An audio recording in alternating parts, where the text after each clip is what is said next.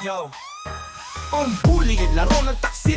Malupit ang mga salita, nakakasugat at nakakahiwa sa eskwela. Sa kanto di mo makiwasan, hinahamak ang mahina, di binibigyan ng laban. Physical, verbal, kahit cyber na atake, ginagamit ang lakas para manakit pang kipit, nagpapakita ng yabang. Akala mo'y malakas, pero sa likod ng lahat, takot din sila sa ulong. Kaskas ang bully, walang tunay na tapang.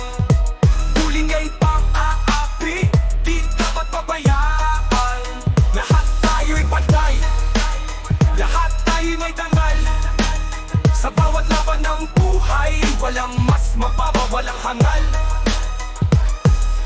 Biktima'y tulala, natatakot magsalita. Mga sugat sa damdamin, di mo agad makikita. Depresyon, pagkababa ng loob, sakit sa isip. Paano lo lalaban kung walang nakakasilip? Pupunta sa eskwela pero di na masaya.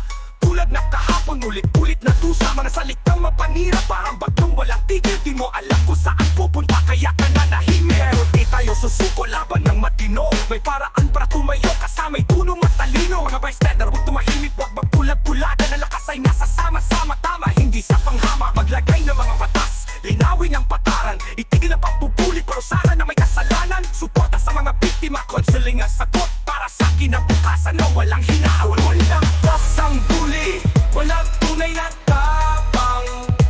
Bullying ay pang-aapi, di dapat pabayaan. Lahat tayo'y pantay, lahat tayo'y may dangal. Sa bawat laban ng buhay, walang mas mababa, walang hangal.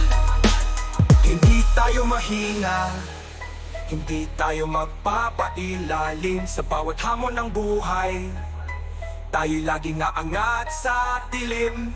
Bullying ay tapusin, dahil tayo'y nagkaisa. Sa bawat